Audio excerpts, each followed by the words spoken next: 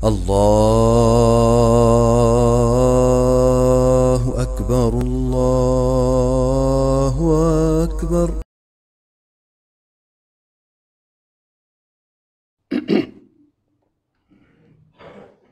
إن الحمد لله نحمده ونستعينه ونستغفره ونؤمن به ونتوكل عليه ونعوذ بالله من شرور أنفسنا ومن سيئات أعمالنا من يهدي الله فلا مضل له ومن يضلل فلا هادي له وأشهد أن لا إله إلا الله وحده لا شريك له وأشهد أن سيدنا ونبينا وحبيبنا محمدًا عبد الله ورسوله صلى الله عليه وعلى آله وصحبه وسلم تسليمًا كثيرًا إلى يوم الدين. يا أيها الذين آمنوا اتقوا الله حق تقاته ولا تموتن إلا وأنتم مسلمون. يا أيها الناس اتقوا ربكم الذي خلقكم من نفس واحدة وخلق منها زوجها وبث منهما رجالا كثيرا ونساء واتقوا الله الذي تساءلون به والأرحام إن الله كان عليكم رقيبا. يا أيها الذين آمنوا اتقوا الله وقولوا قولا سديدا يصلح لكم أعمالكم ويغفر لكم ذنوبكم ومن يطع الله ورسوله فقد فاز فوزا عظيما. أما بعد عباد الله أيها المؤمنون والمؤمنات أوصيكم ونفسي أولا بتقوى الله تعالى وطاعته. Chers frères et sœurs, croyants et croyantes, serviteurs d'Allah, chers fidèles à la maison d'Allah, je vous recommande ainsi qu'à moi-même la crainte d'Allah Ta'ala, la piété et la crainte d'Allah en toutes circonstances, à chaque instant, à chaque moment, dans chaque lieu. عباد الله، تحدثنا في الأسبوع الماضي عن أهم دروس الهجرة النبوية التي نتحدث عنها ونذكر بها في هذا الشهر، شهر الله المحرم، حدث مهم. والدروس والعبر من الهجرة كثيرة لا تعد ولا تحصى، ولكن أبرزها ذكرنا في الأسبوع الماضي 3 دروس: درس في الإخلاص، درس في التخطيط، ودرس في التوكل.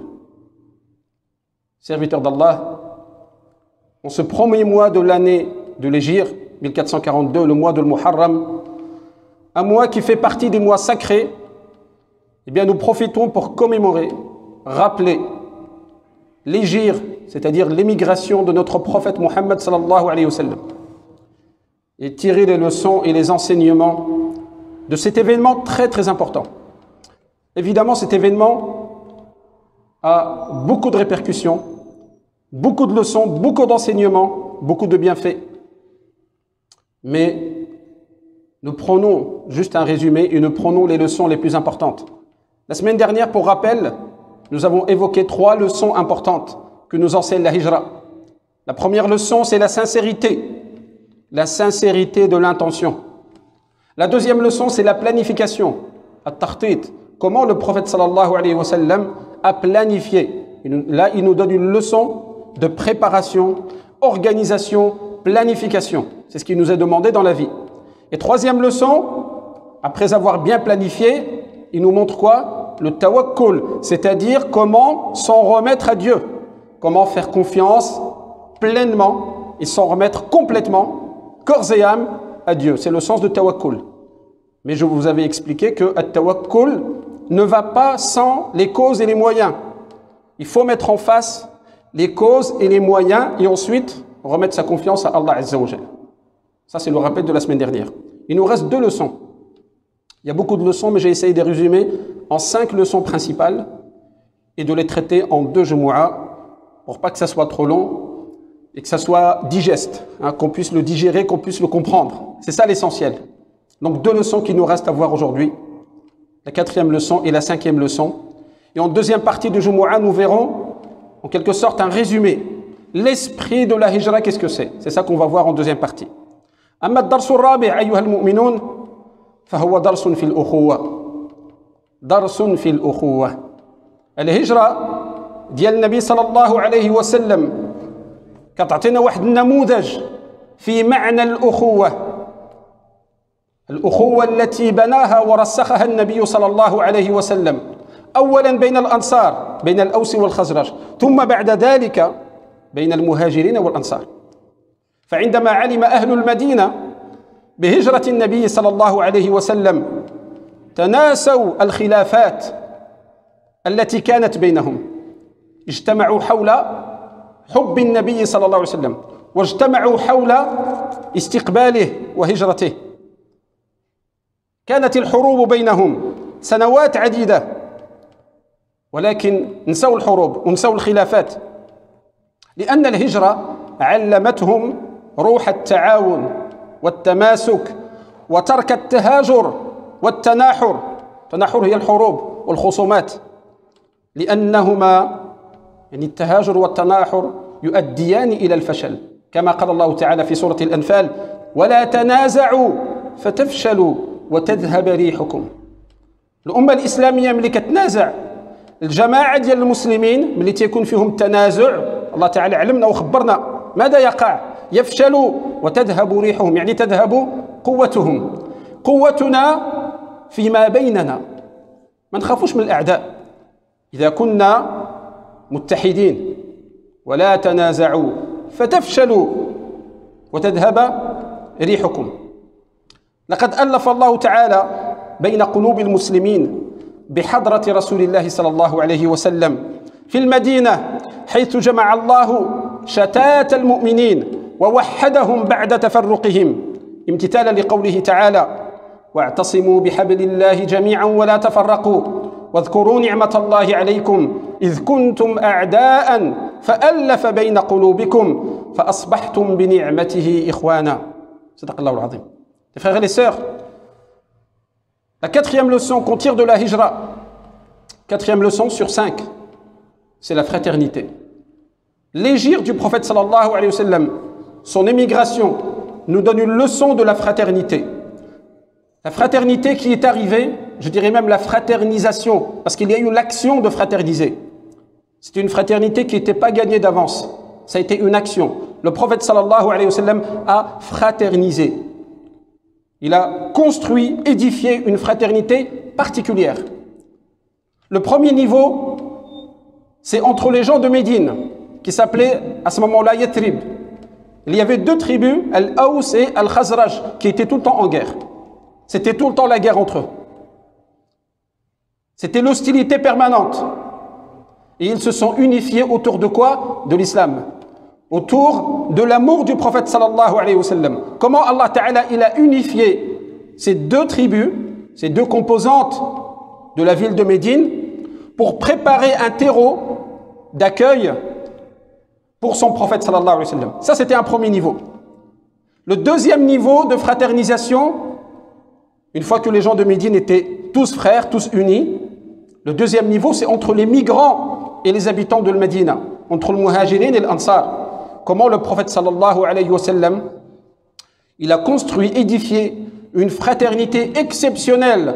On n'a pas de fraternité comme ça dans l'histoire. Comment les gens de Médine, ils ont tout partagé avec les gens de la Mecque. Les gens de la Mecque qui avaient tout laissé, tout sacrifié pour accompagner le prophète sallallahu alayhi wa sallam. Pour la parole d'Allah, pour la religion. Eh bien ça c'est un exemple de fraternité que nous avons besoin aujourd'hui. C'est très important. Allah Ta'ala nous dit que la force de notre communauté, il est dans l'union, il est dans l'unité. Allah Ta'ala nous dit dans le Coran Al-Karim, ne vous divisez pas. Il ne faut pas qu'il y ait de division entre vous. Car la conséquence, fatafshalu, le fa en langue arabe ici, il veut dire la conséquence, le résultat. Car la conséquence, ça sera quoi? Eh bien, vous allez fléchir, vous allez faiblir. Et votre force partira. Parce que c'est quoi notre force? C'est quoi qui unit la communauté? C'est la foi. Et dès lors qu'on se divise, eh bien la force va partir. Eh bien ça c'est une leçon très très importante. Lorsqu'on parle de la hijra, il ne suffit pas de raconter l'histoire qui est arrivée au prophète sallallahu alayhi wa sallam.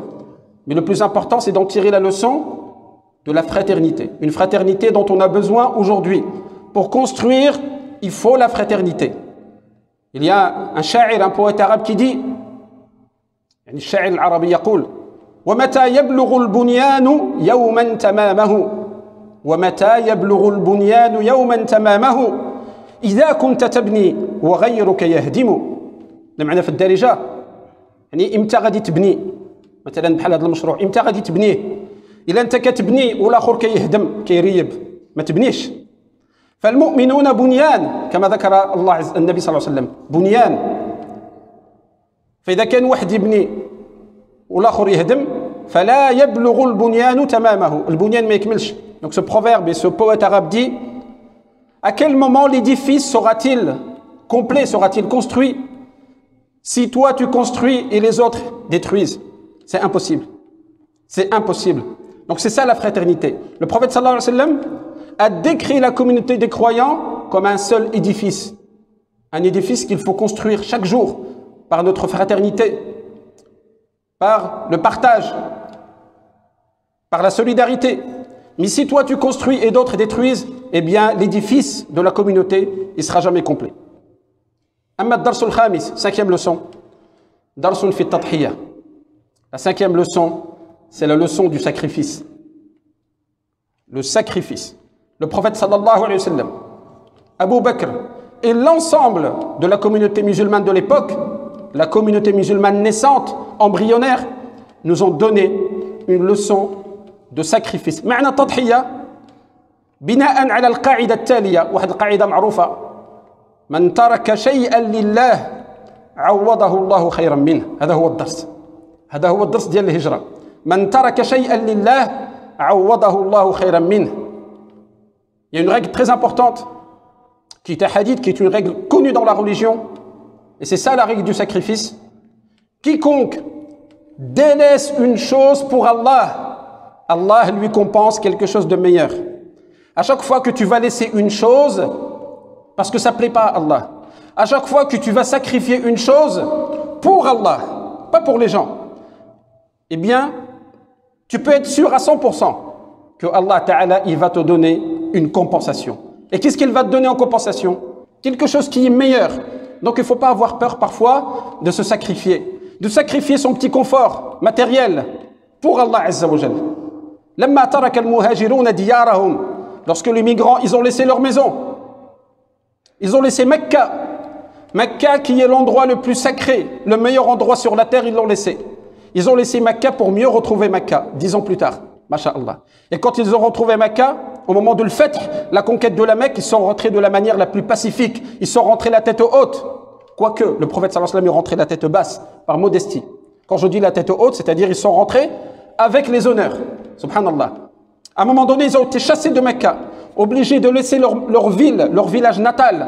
Comme il a dit le prophète sallallahu alayhi wa sallam lui-même à la Mecque. Il se retournait, il a dit à la Mecque que c'était la cité la plus chère à son cœur et que si son peuple ne l'avait pas obligé à partir, il ne serait pas parti.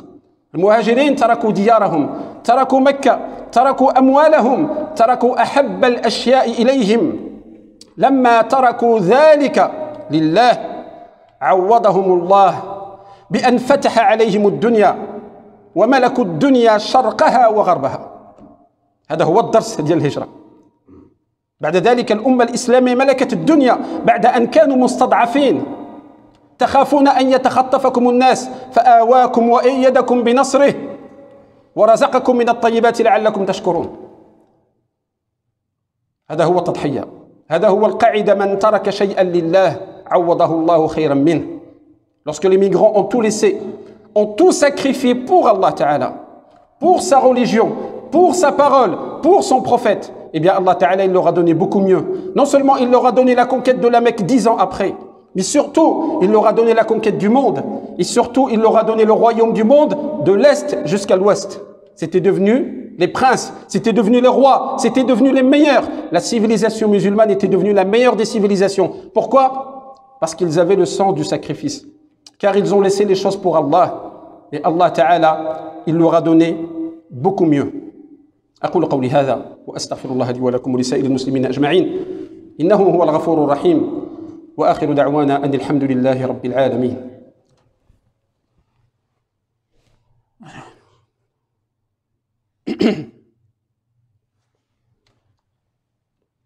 الحمد لله رب العالمين وأشهد أن لا إله إلا الله ولي الصالحين وأشهد أن سيدنا ونبينا محمدا عبد الله ورسوله خاتم الأنبياء والمرسلين أرسله الله تعالى بالهدى ودين الحق ليظهره على الدين كله وكفى بالله شهيدا اللهم صل وسلم وبارك وأنعم على هذا النبي الكريم وعلى آله وأصحابه أجمعين والتابعين ومن تبعهم بإحسان إلى يوم الدين أما بعد عباد الله من أهم دروس الهجرة أولا الإخلاص نعقل عليه إن شاء الله هما 5 ثانيا التخطيط ثالثا التوكل رابعا الأخوة خامسا التضحية Les frères et les sœurs, serviteurs d'Allah, je vous rappelle les 5 points importants à retenir de ces 2 Jumu'ah. Je dirais même les 5 piliers en quelque sorte de la hijra, les 5 enseignements principaux de la hijra du prophète sallallahu alayhi wa sallam. Tout d'abord la sincérité, on en a besoin tous les jours. La planification, l'organisation. Troisièmement, le tawakkul, s'en remettre à Allah, faire confiance à 100% en Allah. C'est ça le tawakkul. Quatrièmement, ce qu'on a vu aujourd'hui, la fraternité. Ces piliers-là, nous en avons besoin dans la communauté. La fraternité. Cinquièmement, le sens du sacrifice. At-tadhiyya. Vous voyez que ces qualités-là, si on les réunit, masha'Allah, on va être une communauté exemplaire. En conclusion, incha'Allah ta'ala, j'avais quelques exemples, pas mal de choses, mais je ne voulais pas faire très long. Si je commence à donner des exemples, etc., eh bien ça va être un peu long et c'est pas ce qu'on veut, incha'Allah ta'ala. En tout cas, juste en conclusion, je souhaitais vous parler de l'esprit de la hijra. Après avoir parlé de ces 5 piliers, 5 leçons importantes de la hijra, eh bien un enseignement très important, c'est l'esprit de la hijra. المعنى الحقيقي للهجرة أيها المؤمنون بعدما تحدثنا عن هذه الدروس ال5 ما هو معنى الهجرة الحقيقي ما هي روح الهجرة أشنا هي الهجرة إن الأمة كلها مدعوة اليوم لكي تراجع فهمها للهجرة في ضوء حديث الرسول صلى الله عليه وسلم لما قال والمهاجر من هاجر ما نهى الله عنه والمهاجر من هجر ما نهى الله عنه هذه هي الهجرة الهجرة النبوية انتهت كاين واحد الهجرة أخرى إذا كان الإنسان في أرض مستضعف ويعذب واجب عليه هجر ولكن كاين واحد المعنى الروحي ديال الهجرة وهذا إلى يوم القيامة الحكم ديالو مازال لم ينسخ إلى أن يرث الله الأرض ومن عليها وهو معنى الروحي ديال الهجرة والمهاجر من هجر ما نهى الله عنه. Les frères et les sœurs, le vrai sens de la hijra, le vrai sens de l'émigration, c'est plutôt la, plus loin, migration. La migration. Pour ceux qui font de l'informatique, ils savent c'est quoi la migration. La migration des données, etc. C'est un changement. Le fait de changer les choses. Le vrai sens de la hijra, c'est la hijra spirituelle. Il y a 3 hijras, en quelque sorte. La hijra du prophète sallallahu alayhi wa sallam, qui s'est terminée avec la conquête de Mecca. Il a dit la hijrata ba'da al-fath. La hijra nabawiyya, la hijra prophétique. Ça n'existe plus. Car dès lors que le prophète sallallahu alayhi wa sallam est revenu à la Mecque, qu'il y a eu la conquête et l'ouverture de la Mecque, il n'y avait plus de hijra nabawiyya. C'était fini. Il y a un deuxième niveau de hijra. C'est pour les gens qui sont persécutés. Quelqu'un qui serait dans un endroit persécuté, qu'il n'a pas le droit de prier, il n'a pas le droit de jeûner, il n'a pas le droit d'avoir le Coran chez lui, etc., etc. Il ne peut pas appliquer sa religion. Il est tenu, s'il en a la capacité, il est tenu de quitter cet endroit vers un autre. C'est encore une fois une hijra physique. C'est une hijra géographique. Mais le troisième niveau de la hijra, et qui nous concerne tous, et qui est valable jusqu'à la fin des temps, valable jusqu'au jugement dernier, c'est la hijra spirituelle.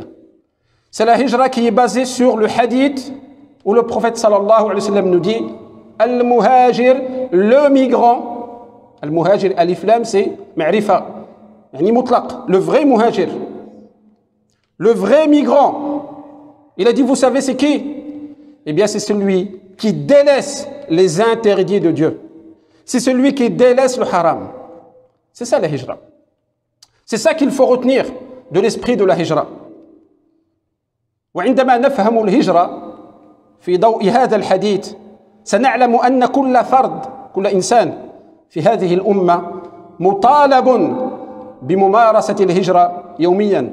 Et lorsque nous comprenons la hijra, ce troisième niveau de hijra que je vous dis, la hijra spirituelle, le fait de délaisser le haram et d'aller vers le halal, lorsque nous avons compris cela, eh bien, nous saurons que chaque membre de la communauté musulmane est tenu de pratiquer la hijra quotidiennement. Tous les jours, tu es tenu de laisser le haram et d'aller vers le halal. Tous les jours. Chaque jour que Dieu fait, tu te lèves le matin, tu as niya de quoi? Plaire à Allah. Délaisser ce que Allah il aime pas et aller vers ce que Allah il aime. C'est vrai ou pas? C'est la réalité. Tous les jours tu fais la hijra. Tous les jours tu fais la hijra.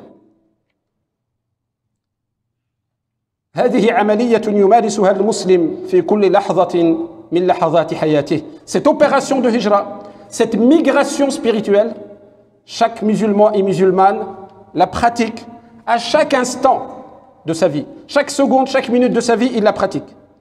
إن الهجرة في معناها الحقيقي هي الدعوة إلى إصلاح أحوال الأمة. La vraie hijra, c'est appeler à réformer la situation de la Ummah. Se réformer personnellement et contribuer à réformer les autres. ودعوة الأمة إلى العودة إلى أصولها الصحيحة. Et appeler la Ummah à revenir au fondement, au véritable fondement authentique, à la foi authentique. C'est aussi ça la hijra. وإحداث التحول السلوكي. Et créer le changement dans le comportement والأخلاق والثقافة والاجتماع. وإحداث التحول إلى الإسلام ممارسة وانتماء وأخلاقا ومعاملات. La vraie hijra, c'est le vrai changement. C'est le changement, c'est le passage d'une situation où on est loin de la religion, revenir à la religion d'Allah. Créer le changement, créer les conditions du changement, le changement spirituel, le changement dans la foi, le changement dans le comportement, le changement dans les relations. Al-mu'amalat. Le mu'amalat, ça peut être les relations, les transactions financières, le travail, etc. Le croyant, il change. À chaque fois qu'il dit des mauvaises paroles et qu'il va vers les belles paroles, il a fait une hijra. C'est un exemple de hijra. Quand il a un mauvais comportement, il le délaisse pour aller vers un bon comportement, il a fait une hijra. Lorsqu'il fait des mauvaises actions, qu'il les délaisse pour aller vers les bonnes actions, il a fait une hijra. La vraie hijra, c'est le changement à l'intérieur. La vraie hijra, nous devons et vous devez la pratiquer tous les jours.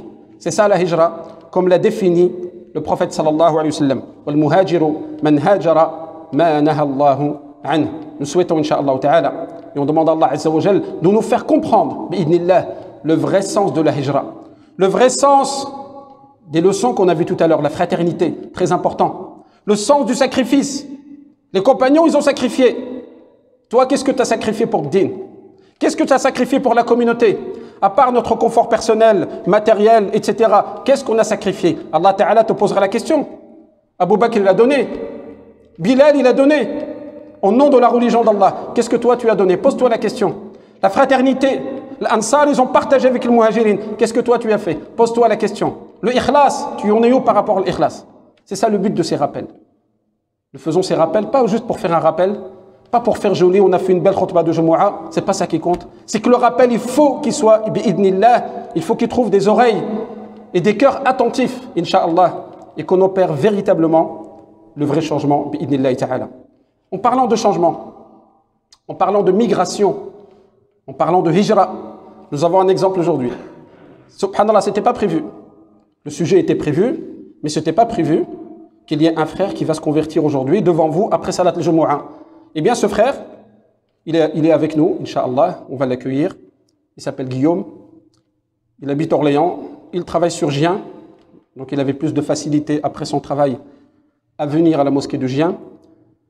Nous l'avons rencontré 2 fois, nous avons discuté de son projet, de ses motivations pour se convertir, pour intégrer notre communauté, la communauté musulmane. Eh bien, le sujet tombe bien, c'est un exemple de migration. C'est un exemple de hijra. Ce n'est pas une hijra physique, C'est une hijra spirituelle. C'est quelqu'un qui opère une migration intérieure. C'est quelqu'un qui va délaisser la mécréance, la négation de Dieu vers la reconnaissance de Dieu. C'est quelqu'un qui va délaisser le kufr pour venir à l'iman. Eh bien, c'est un exemple que nous donne notre frère Guillaume aujourd'hui de migration. Donc, on va l'écouter. Barakallahu fikum, si vous pouviez rester après le salam, 5 minutes. Le temps de l'écouter, nous parler un petit peu de ses motivations rapidement. Il m'a dit des belles paroles la dernière fois. Et je lui ai dit que je souhaiterais qu'il le dise devant la communauté. Et qu'il prononce la shahada. Et ensuite, on l'accompagnera tout doucement dans son cheminement, Inch'Allah ta'ala. Et avant de clôturer, il y a quelques personnes qui demandent des du'as. On va les citer et on va faire les du'as, Inch'Allah. Il y a un frère qui demande du'a.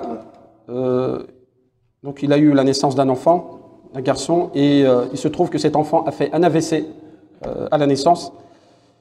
Et il est hospitalisé à Orléans. Donc ce frère, il vous sollicite, il sollicite nos prières et nos invocations. Ne l'oubliez pas dans vos invocations. Qu'Allah Ta'ala donne la guérison et un bon rétablissement à son enfant, Inch'Allah Ta'ala. واحد الأخ كيطلب منكم الدعاء، تزاد عنده واحد الوليد ومباشرة عنده واحد المشكل في الصحة وداوه لأورليان في المستشفى.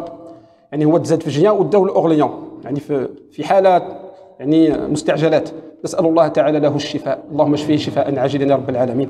اللهم رب الناس أذهب البأس واشفي أنت الشافي لا شفاء إلا شفاؤك شفاء لا يغادر سقما يا رب العالمين. ما تنساوش في الدعاء ديالكم إن شاء الله في السجود وفي الصلاة إن شاء الله. Ne l'oubliez pas dans vos invocations, dans la prosternation et dans vos prières, Inch'Allah ta'ala.